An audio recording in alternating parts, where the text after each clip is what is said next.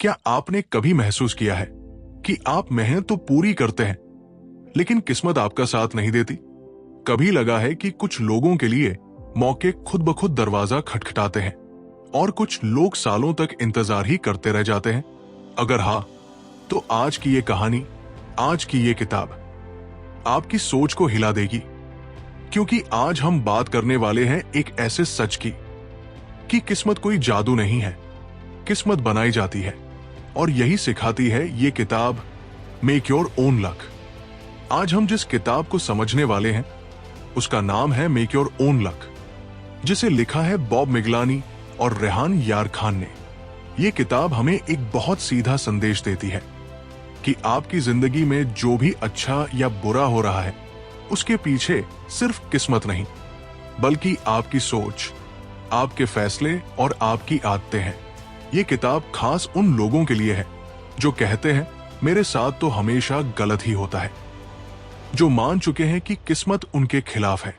आज के इस ऑडियो बुक में हम सीखेंगे कि कैसे आप खुद अपनी किस्मत के निर्माता बन सकते हैं। तो चलिए धीरे धीरे कहानी की तरह इस किताब को महसूस करते हैं। अध्याय 1, किस्मत का भ्रम। जरा ईमानदारी से खुद से एक सवाल पूछिए, क्या आपने कभी ये कहा है मेरी किस्मत ही खराब है? नौकरी नहीं मिली तो किस्मत खराब, पैसा नहीं बचा तो किस्मत खराब, रिश्ता टूट गया तो किस्मत खराब। हम सबने ये वाक्य न जाने कितनी बार बोला है और शायद आज भी बोलते हैं, लेकिन यही वाक्य, यही सोच हमारी जिंदगी का सबसे बड़ा भ्रम है। लेखक कहते हैं किस्मत कोई आसमान से गिरने वाली चीज नहीं है, किस्मत कोई जादुई लकी नंबर नहीं है। किस्मत दरअसल एक कहानी है जो हम रोज अपने फैसलों से लिखते हैं। अब सोचिए, अगर दो लोग एक ही हालात में हों, एक ही शहर में, एक ही उम्र में, तो क्या दोनों की किस्मत बिल्कुल एक जैसी होगी?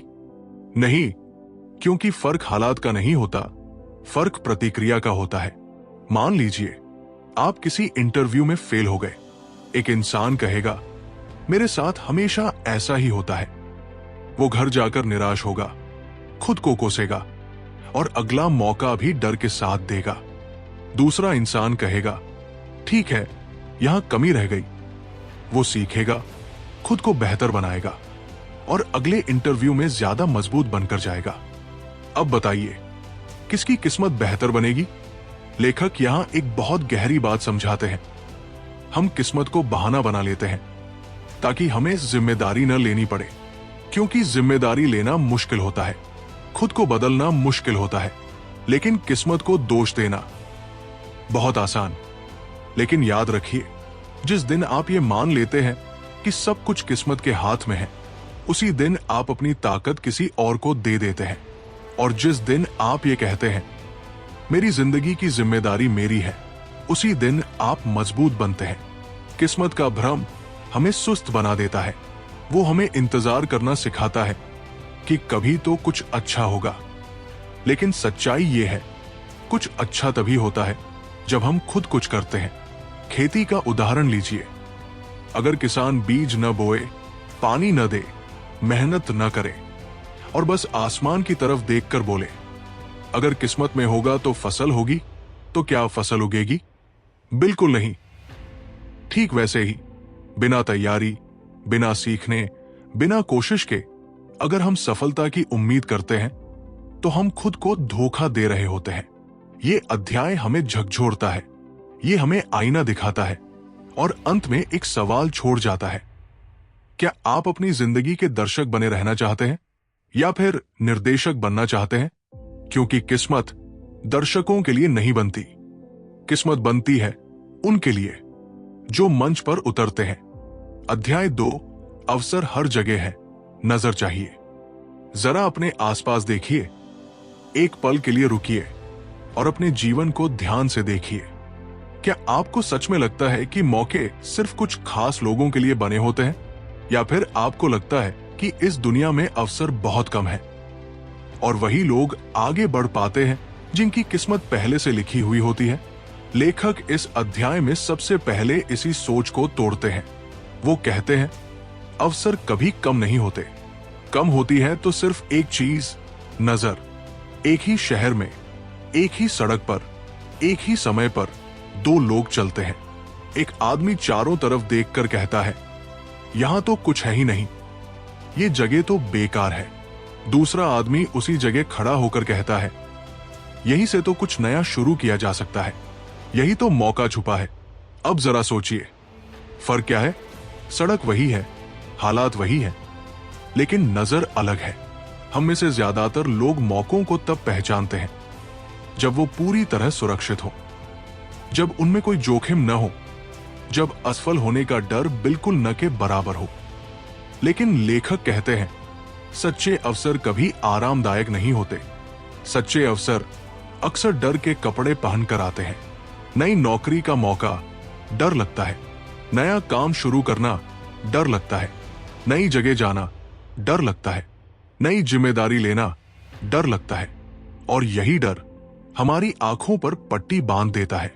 हम मौके को देखते हैं लेकिन पहचान नहीं पाते।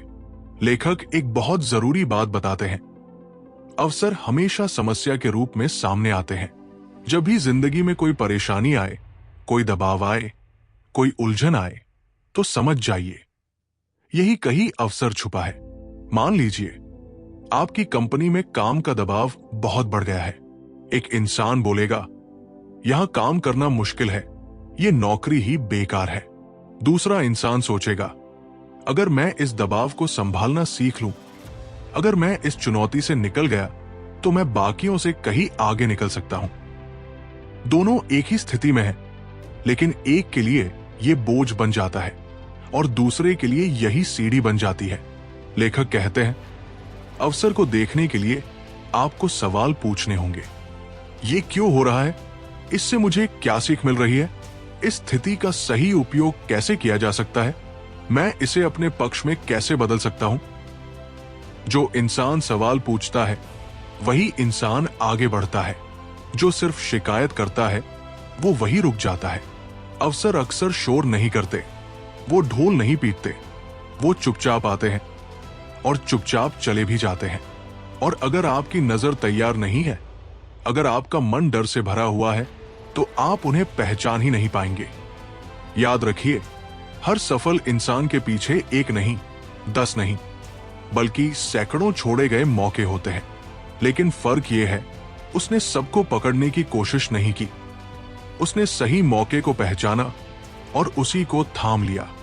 ये अध्याय हमें सिखाता है कि इंतजार मत कीजिए कि कोई परफेक्ट मौका आए, क्योंकि परफेक्ट मौका कभी नहीं आता। मौका आता है और परफेक्ट आप उसे बनाते हैं।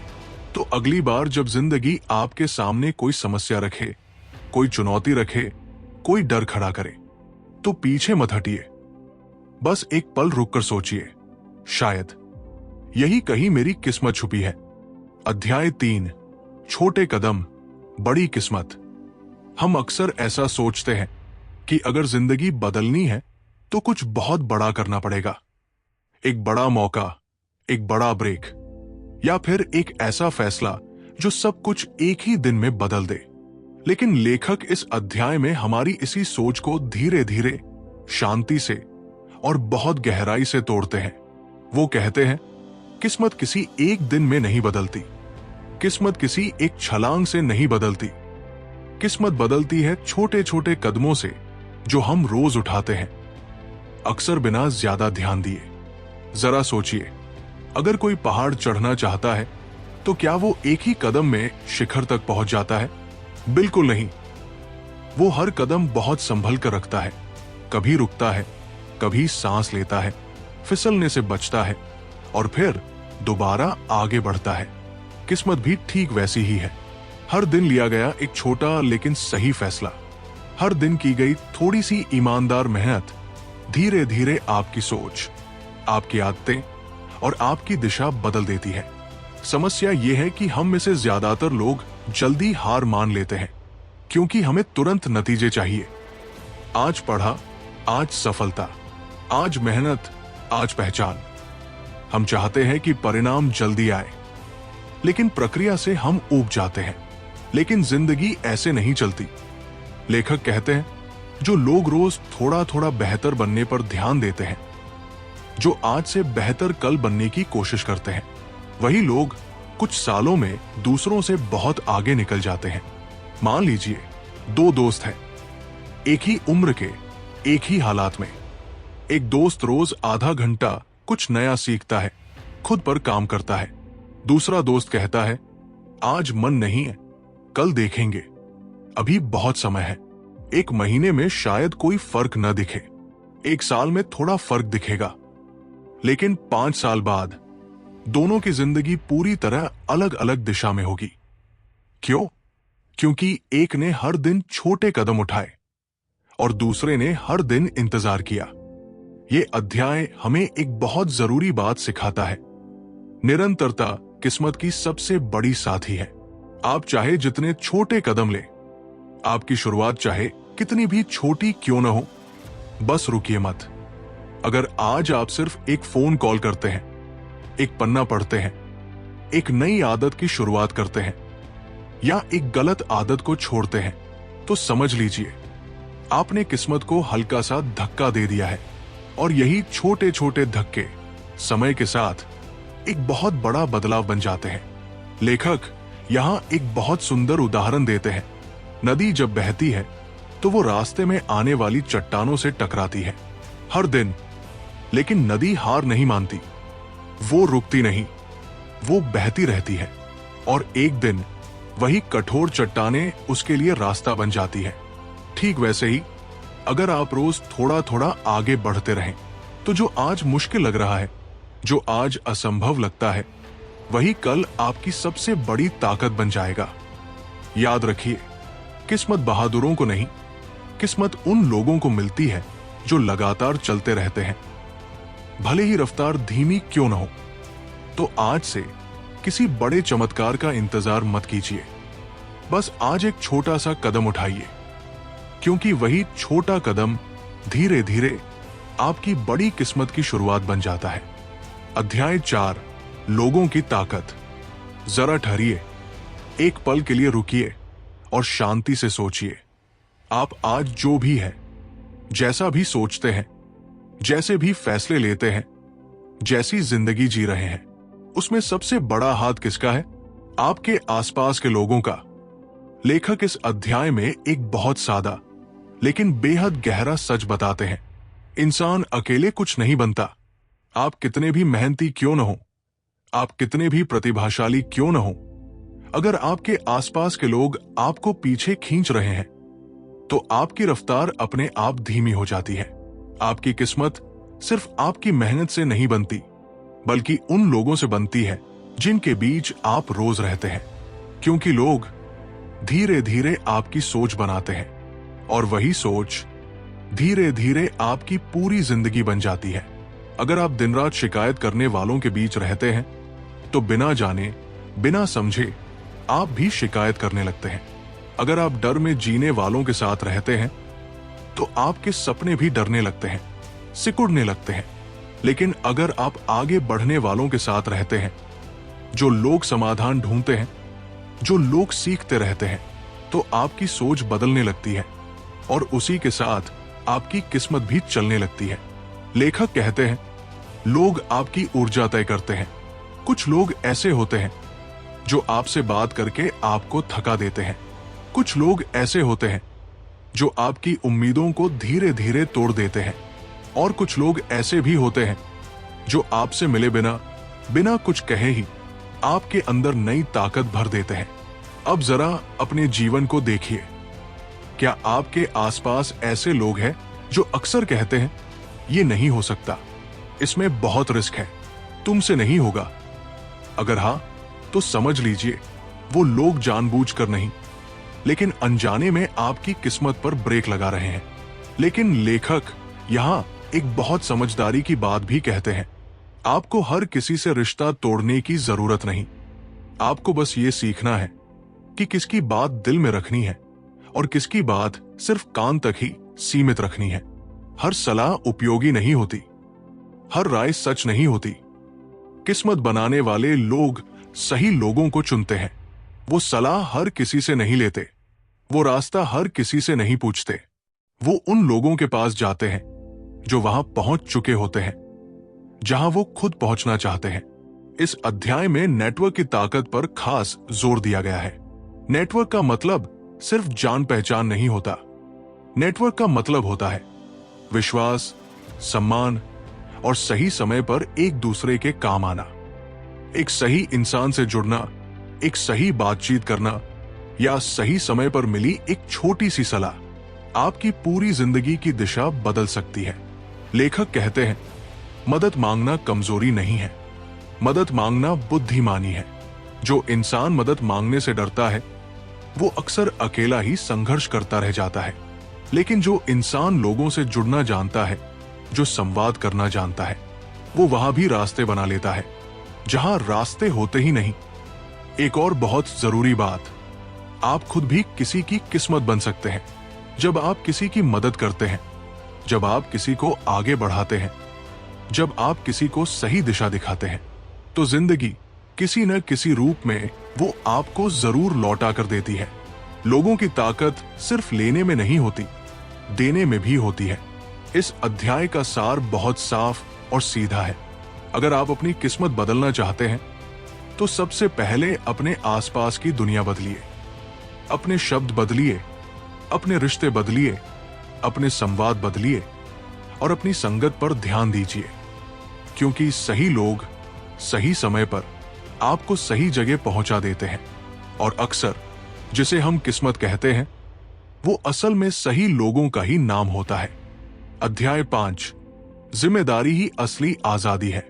अब जरा ठहरिए, एक पल के लिए रुकिए और एक गहरी सांस लीजिए, क्योंकि इस अध्याय में इस पूरी किताब का सबसे सशक्त, सबसे ईमानदार और सबसे जिंदगी बदल देने वाला सच छुपा है। हम सब आजादी चाहते हैं, पैसे की आजादी, समय की आजादी, डर से आजादी और दूसरों पर निर्भर न रहने की आजादी। लेकिन लेखक बहुत शांति से और बहुत साफ शब्दों में कहते हैं, जिस आजादी को हम बाहर ढूंढते हैं वो असल में बाहर कहीं नहीं होती। वो आजादी हमारे भीतर से शुरू होती है और उस आजादी की एक ही चाबी है, जिम्मेदारी।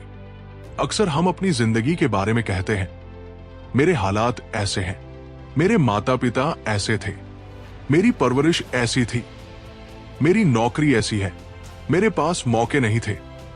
ये सारे वाक्य सुनने में तर्कसंगत लगते हैं और कई बार सही भी होते हैं। लेकिन लेखक कहते हैं, अगर आप इन्हें अपनी जिंदगी का सच बना लेते हैं तो ये आपको धीरे धीरे कमजोर बना देते हैं, क्योंकि जब तक आप अपनी जिंदगी की कहानी किसी और के हाथ में देते रहते हैं तब तक आप खुद के मालिक नहीं बन सकते। लेखक बहुत स्पष्ट कहते हैं, जिस दिन आप ये मान लेते हैं कि आपकी जिंदगी की जिम्मेदारी पूरी तरह आपकी है, उसी दिन आप अंदर से आजाद हो जाते हैं। जिम्मेदारी डरावनी लगती है क्योंकि उसमें बहाने नहीं होते, उसमें कोई दोष देने वाला नहीं होता, उसमें कोई सहारा नहीं होता। लेकिन जिम्मेदारी आपको ताकत भी देती है, क्योंकि जिम्मेदारी के साथ नियंत्रण आता है और नियंत्रण के साथ आत्मविश्वास आता है। मान लीजिए आप अपने जीवन से खुश नहीं हैं। अगर आप कहें ये सब मेरी किस्मत की वजह से है, तो आप वही अटक जाते हैं, वही फंसे रहते हैं। लेकिन अगर आप ये कहें, मैं कुछ बदल सकता हूं, मैं एक कदम उठा सकता हूं, मैं आज से शुरुआत कर सकता हूं, तो उसी पल परिवर्तन की प्रक्रिया शुरू हो जाती है। लेखक एक बहुत सुंदर और सच्ची बात कहते हैं, आप अतीत को नहीं बदल सकते, लेकिन आप उसका अर्थ जरूर बदल सकते हैं। जो हुआ वो आपको तोड़ भी सकता है और वही आपको मजबूत भी बना सकता है। फर्क सिर्फ इस बात का है, आप जिम्मेदारी लेते हैं या नहीं। जिम्मेदारी लेने का मतलब ये नहीं कि आप खुद को दोष देते रहें या हर गलती के लिए खुद को सजा देते रहें। जिम्मेदारी लेने का मतलब है अब आगे क्या करना है, अब किस दिशा में बढ़ना है, ये तय करना। ये अध्याय हमें सिखाता है कि शिकायत करने से कभी किस्मत नहीं बदलती, लेकिन फैसले लेने से, कठिन फैसले लेने से किस्मत धीरे धीरे झुकने लगती है। जब आप अपने समय की जिम्मेदारी लेते हैं तो समय आपका सम्मान करने लगता है। जब आप अपने काम की जिम्मेदारी लेते हैं तो आपका काम आपको पहचान देने लगता है। और जब आप अपने पूरे जीवन की जिम्मेदारी लेते हैं तो जिंदगी आपको आजाद कर देती है। इस अध्याय का सार बहुत सीधा और बहुत गहरा है। आप पीड़ित नहीं हैं, आप निर्माता हैं। आप हालात के गुलाम नहीं हैं, आप अपनी दिशा तय करने वाले इंसान हैं। और जिस दिन आप ये सच्चाई समझ लेते हैं उसी दिन किस्मत आपकी इजाजत लेने लगती है। तो आज यहीं अभी एक छोटा लेकिन सच्चा फैसला लीजिए। अब बहाने नहीं, अब शिकायत नहीं, अब इंतजार नहीं, अब जिम्मेदारी। क्योंकि याद रखिए, जिम्मेदारी ही असली आजादी है। अगर आप यहां तक हमारे साथ बने हुए हैं तो आपका स्वागत है। आप उन लोगों में से हैं जो सिर्फ सुनते नहीं बल्कि जिंदगी में कुछ बदलना चाहते हैं। अब हम बात करेंगे इस किताब की कुछ ऐसी पंक्तियों की जो सोच को झकझोर देती है, और फिर उनसे निकलने वाले जिंदगी बदलने वाले व्यावहारिक पाठों की। नंबर 1, किस्मत वो नहीं जो आपके साथ होती है, किस्मत वो है जो आप रोज बनाते हैं। इसका मतलब बहुत साफ है, आपकी जिंदगी का हर दिन आपकी किस्मत की एक ईंट है। आज आप क्या सोचते हैं, क्या करते हैं और क्या टाल देते हैं, यही तय करता है कि आपकी किस्मत मजबूत बनेगी या कमजोर। नंबर 2, अवसर दरवाजा खटखटाकर नहीं आते, उन्हें पहचानना पड़ता है। हम अक्सर इंतजार करते हैं कि कोई बड़ा मौका सामने आए, लेकिन ज्यादातर मौके छोटी समस्याओं के रूप में आते हैं। जो उन्हें पहचान लेता है वही आगे निकल जाता है। नंबर 3, छोटे फैसले ही भविष्य की बड़ी कहानी लिखते हैं। आज लिया गया छोटा फैसला, आज की गई छोटी मेहनत भले ही अभी न दिखे, लेकिन वही आगे चलकर आपकी पहचान बनती है। किस्मत अचानक नहीं बदलती, वो धीरे धीरे आकार लेती है। नंबर 4, आपकी संगत आपकी सोच तय करती है। आप जिन लोगों के साथ रहते हैं, उनकी बातें, उनकी सोच, उनका डर या उनका हौसला, सब कुछ आपके अंदर उतरता चला जाता है और फिर वही आपकी किस्मत बन जाता है। नंबर 5, जिम्मेदारी लेने का दिन ही आजादी का पहला दिन होता है। जब तक हम दूसरों को दोष देते रहते हैं तब तक हम बंधे रहते हैं, लेकिन जिस दिन हम कहते हैं अब जो होगा मैं तय करूंगा, उसी दिन हम अंदर से आजाद हो जाते हैं। जिंदगी में अपनाने लायक व्यावहारिक पाठ। पाठ 1, हर दिन एक छोटा कदम जरूर उठाइए। बड़ा सोचिए, लेकिन रोज कुछ छोटा जरूर कीजिए। एक पन्ना पढ़िए, एक कॉल कीजिए, एक नई आदत शुरू कीजिए। छोटे कदम ही बड़ी किस्मत बनाते हैं। पाठ 2, समस्या दिखे तो सवाल पूछिए। हर परेशानी में ये पूछिए, मैं इससे क्या सीख सकता हूं? मैं इसे अपने पक्ष में कैसे मोड़ सकता हूं? सवाल पूछने वाला इंसान कभी फंसता नहीं। पाठ 3, सही लोगों के पास रहिए। हर किसी की बात दिल पर मत लीजिए। उनकी सुनिए जो आपसे बेहतर जानते हैं, जो आगे बढ़ रहे हैं, क्योंकि सही लोग आपको सही दिशा दिखाते हैं। पाठ 4, शिकायत कम, कार्रवाई ज्यादा। शिकायत करने से मन हल्का हो सकता है, लेकिन किस्मत नहीं बदलती। कार्रवाई कीजिए, भले ही छोटी हो। किस्मत उसी का साथ देती है जो चलता है। पाठ 5, अपनी जिंदगी की जिम्मेदारी खुद लीजिए। ये मान लीजिए, आप पीड़ित नहीं हैं, आप निर्माता हैं। जब आप ये मान लेते हैं तो हालात भी आपका सम्मान करने लगते हैं। अगर इन पंक्तियों और पाठों में से एक भी बात आपके दिल को छू गई हो तो समझ लीजिए ये किताब अपना काम कर चुकी है, क्योंकि किस्मत बदलने की शुरुआत हमेशा सोच से होती है।